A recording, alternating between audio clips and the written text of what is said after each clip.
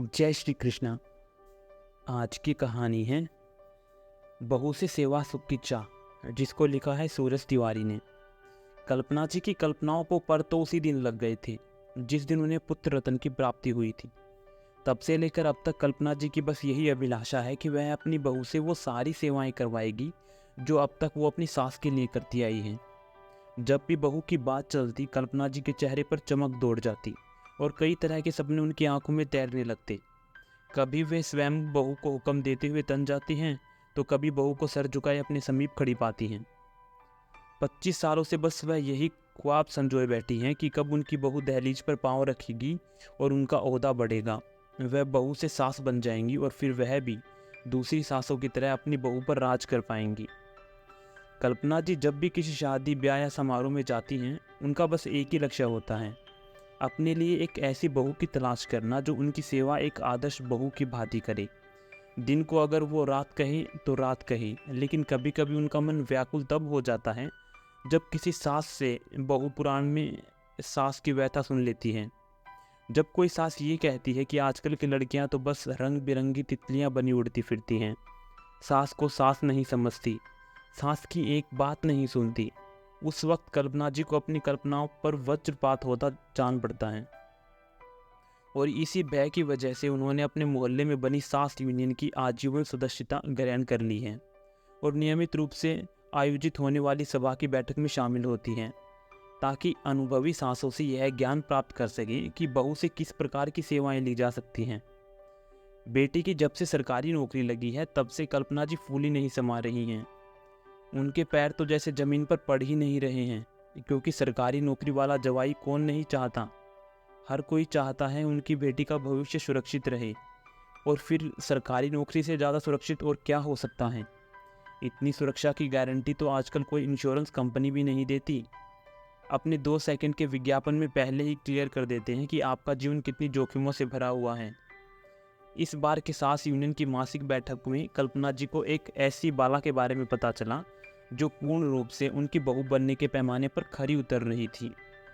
अभी वह home science graduation के फाइनल ईयर की छात्रा थी और कि घर के सभी कामकाज में पारंगत थी। वह ना तो दूसरी लड़कियों की तरह आधुनिक थी और ना ही करियर ओरिएंटेड। यूँ समझ लीजिए कि पूरी तरह से बहू के पैकेज में फिट बैठती थी।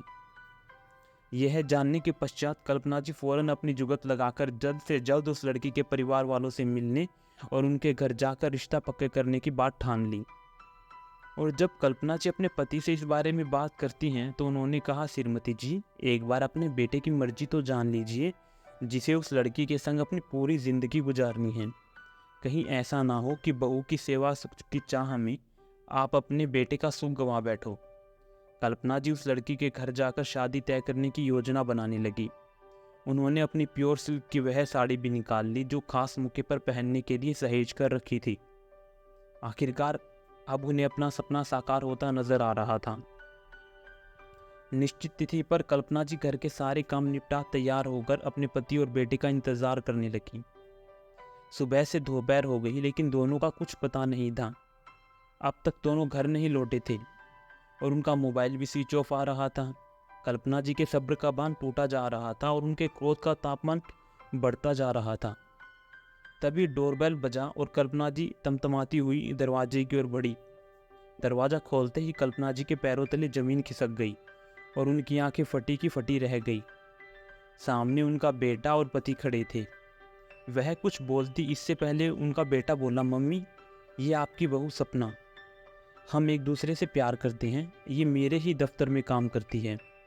हमारा दूसरे शहर में ट्रांसफ़र हो गया है और वहाँ हम साथ रहना चाहते हैं, इसलिए हमने पापा की उपस्थिति और आशीर्वाद से शादी कर ली। हमें आज ही निकलना है। हम आपका आशीर्वाद लेने आए हैं। ऐसा कहकर दोनों कल्पना जी के चरण स्पर्श कर उनसे आशीष ले चले गए और कल्पना जी उन्हें जाते हुए देखती रही। उनका वर्षों का सपना पल भर में टूटकर चूर चूर हो गया। तभी दूर से कहीं गाने की आवाज़ सुनाई पड़ी, सपना मेरा टूट गया।